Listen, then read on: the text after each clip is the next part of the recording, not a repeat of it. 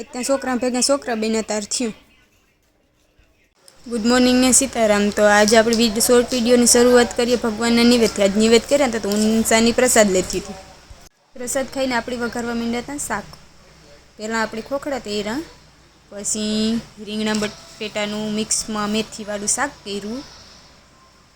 ને જો આપણે શાકનો કંઈક આવો દેખાવ આવતો હતો અને એમાંય મસાલો નાખ્યા પછી ત્યાં મસ્ત સેફ જેવી ફિલિંગ આવતી હતી.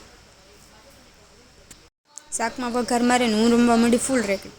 રમતા રમતા યાદ આવ્યું કે રમવાની ઉંમર આપણી વહી ગઈ, હવે ટાઈમની ભણાવવાની ઉંમર આવી ગઈ.